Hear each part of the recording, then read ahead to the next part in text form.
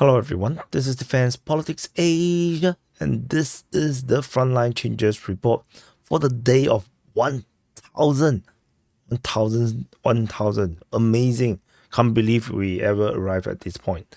So anyway, there is Frontline Changes no in favor of the Ukrainians over in the Kharkiv front at Lipsy.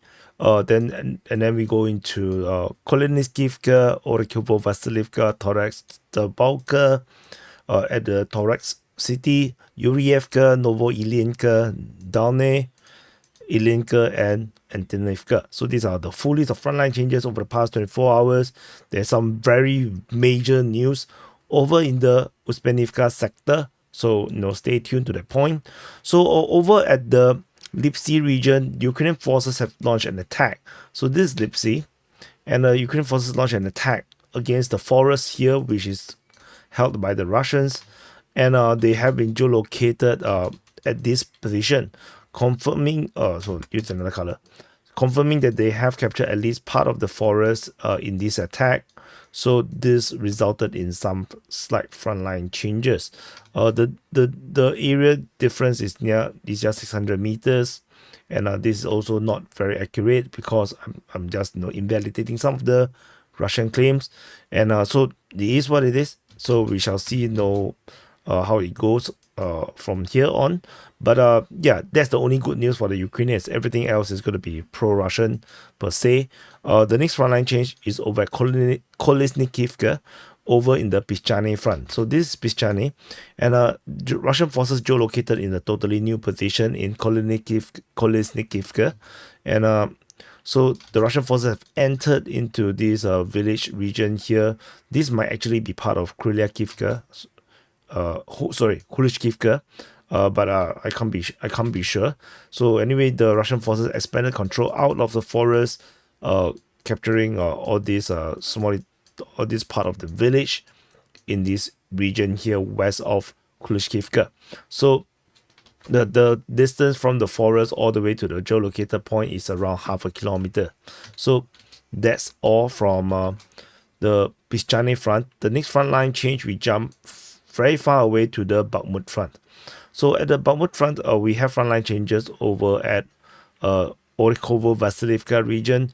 Russian forces have been geolocated in a new position in the entrance of the village or the town of Orikhovo Vasilivka. So this is actually a late geolocation by the geolocators. The footage was actually from the 8th of November. They only managed to geolocate it around here, but it's published on the 8th. However, the footage is actually from the September, October of 2024. So anyway, this just helps us to clarify the front line a little bit, so that helps. So otherwise, it's not very significant per se. After Orikhovo Vasilivka, the next front line change is at Toretsk, and the Russian forces have expanded control at Torex, and this time around this geolocation is very interesting. It's pretty far into the northwest of the stadium around here, and the Russian forces basically have expanded control all the way to this area. The exact full control is currently unclear because this is just one geolocation, but this still is pretty shocking for the Russians to actually go and point one finger at the Ukrainians. It's like, it's not so nice, it shouldn't do that. So anyway, this happened, and the geolocation all the way to the previous frontline position at the nearest point is 800 meters. So this is 600 meters. So this is pretty far for an urban region.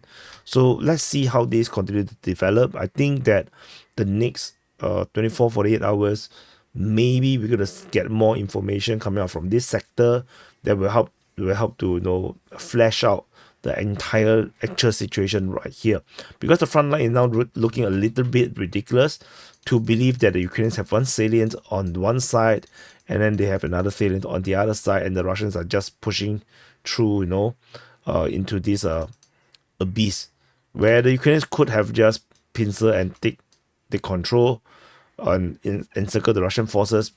So yeah, there must be some kind of a bigger expanse of control by the Russian forces, maybe along here is all under Russian control. That's a possibility. So anyway, we shall see how this continue to work out in the near future. So in the Zabalka, the region, in this district in the south of Toretsk, there is update. Ukrainian mapping have shown that the Russian forces continue from the forest into Zabalka, and they have managed to capture some grounds around here. So according to the Ukrainian mapping, this is the only area that the Russian forces managed to penetrate into the Zabalka region. They totally do not acknowledge all these claims, even if there was geolocation of Russian forces there. So we will continue to monitor the situation. This is interesting because for them to concede that the Russians have entered into Zabalka might suggest that there might be some kind of a big offensive currently happening over in this sector of the New York front. So that's so let's move on from this area. From New York front, we jump next all the way to Yurievka. So at Yurievka is actually in the Pokrov front. So this is Pokrov. And at the Pokrov front, at the Selidove sector, Russian forces have expanded control according to the Ukrainian mapping, securing everything south of Petrivka or north of Novo-Oleksievka. And now they're closing in on Pustinka and Yurievka. So this is the front line change around here. The total length of the front line is around 1.9 kilometers. So pretty big front line. So after Yurievka, the next front line change is over at Novo-Ilinka. Novo-Ilinka is actually this north of Kurakhove, which is one of the prime objective of the Russians to capture. Is previously the Ukrainian HQ for this sector of the Donetsk front, and I don't think the HQ is here anymore. So according to the Ukrainian mapping, they have considered that the Russians have conquered Novo-Ilinka. So Novo-Ilinka is now confirmed captured by the Russian forces.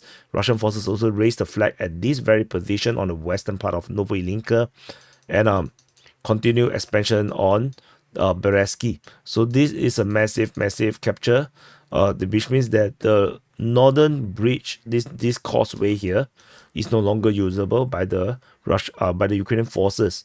So there is no more links between the north of the reservoir and the south of the reservoir anymore. So this is a massive control, massive change. The distance traveled all the way to the bridge is around 500 meters from where the previous front line was. So after Novo-Ilinka, the next front line change is over at Dalny.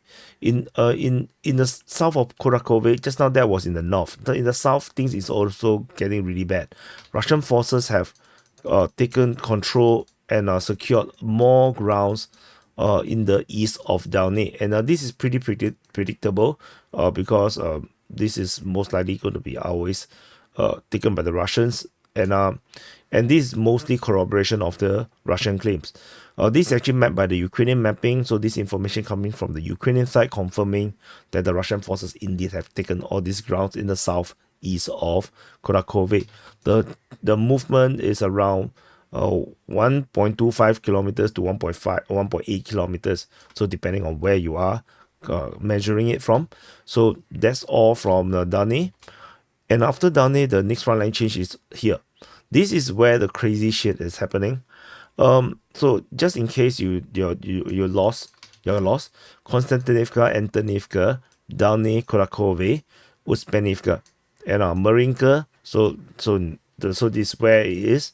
So over in the north of Antonivka and Ilinka, Ukrainian mapping have considered that the Russian forces have starting to shut out the Ukrainians from this salient, where I say that is pretty untenable, where they're going to get squeezed like a toothpaste, and currently the toothpaste is now getting squeezed.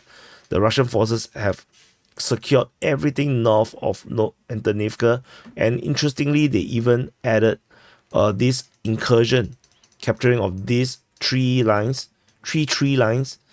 just off this. I believe this is a cemetery. It looks very cemetery-ish to me. So in the north of Ilinka, as they continue to move towards Ilinka, Ukrainian forces can't possibly be in this area unless they are in the cemetery, because this looks very cemetery. Oh no, it's not a cemetery. I'm wrong. It's not a cemetery. It's a cemetery because the soldiers died there. But no, it's a plantation a young one. So the Padawans of the trees would have to retreat from this area here because it's impossible to hold this position. You will just get pincered. So we're going to see some massive frontline change as this entire front line has collapsed. So where the next front lines, where the next line of defense, I can't tell. I can't really know. But tentatively, this is the front line change in the north of Antonivka and Ilinka. So that's all. That's all the frontline changes in details over the past 24 hours. And if you look at the total area change, the Ukrainians did manage to capture 0.12 square kilometers. But for the total Russian ones, so at the Pischane front, there's 0.66 square kilometers captured. Bakhmut is 0.21. New York front is 0.32 square kilometers. Pokrov, another 1.18. And then Kurakhove is 4.48 with the fall of Novoilenka. And the biggest one is actually at the Uspenivka in the north of Antonivka, where 11.65 square kilometers is captured. The total Russian capture is 18.5 square kilometers. So I'm going to enter this in 18.5 square kilometers. So anyway, this is the Frontline Changes report. Thank you for watching. Press the like button, subscribe. Day 1000. So, do me a favor, since it's 1000, I've been covering this war for 1000 days. Press the subscribe button, and I'll see you guys in the next update.